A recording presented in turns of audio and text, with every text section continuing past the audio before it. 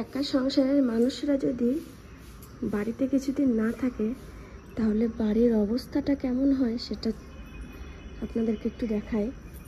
ঘরের অবস্থাটা নাই বা দেখালাম, সেটাও তো দেখানোর মতো নেই, এমন অবস্থা হয়ে আছে। আর এখন তো ঝড় বৃষ্টির দিন, হাওয়াতে তো ধুলোতে ভরে গেছে ঘরে। তো এই উপরটা তো আমি একটুখানি ঝাড় দিয়ে পরিষ্কার করলাম একটুখানি আগে। যে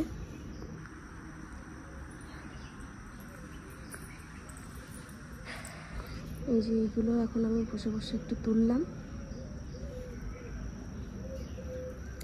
তাহলে বাগানটা আপনাদেরকে একটু দেখাই। দেখুন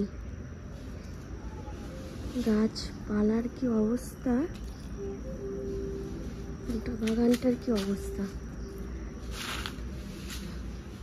মনে হচ্ছে বাড়িতে কেউ থাকে না, মানে 1 বছর ধরে সেরকম মনে হচ্ছে। কিন্তু 1 সপ্তাহ বাড়িতে ছিলাম না, তাতে এই অবস্থা হয়ে রয়েছে চারিদিকে। সেই দিকে তাকাও, শুধু পাতা পাতা আর পাতা ভরে গেছে।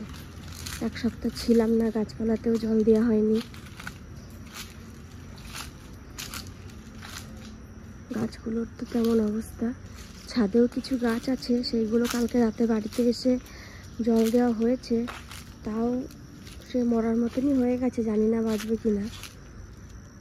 এইগুলো মোটামুটি ঠিক আছে, পান গাছগুলো।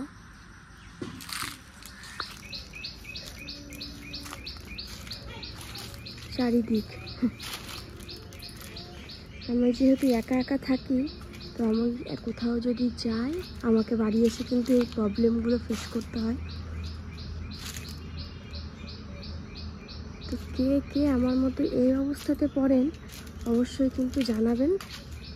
আমি যতবারই বাইরে যাই, বাড়িতে এসে ঠিক এইরকম একটা অবস্থায় আমি পাই।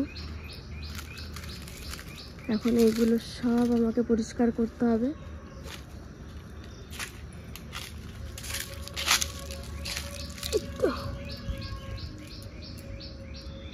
গাছের প্রথম একটা কাঁচা আমও পেয়ে গেলাম, ছোট্ট পাড়া গাছে। এবার বেশি আম হয়নি তেমন, ওই 2-4টে হয়েছে, সেগুলো একদম না হওয়ার মতনই।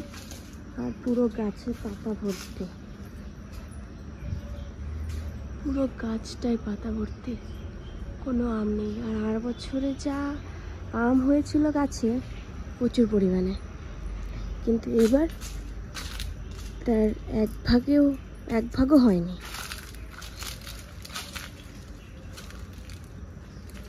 তো চলুন, এখন তো আমাকে এগুলো সমস্ত কিছু পরিষ্কার করতে হবে। আর কে কে আমার মতো এইরকম অবস্থাতে পড়েন অবশ্যই কিন্তু কমেন্ট করে জানাবেন। তো আজকের ভিডিওটা এখানেই শেষ করছি, টাটা।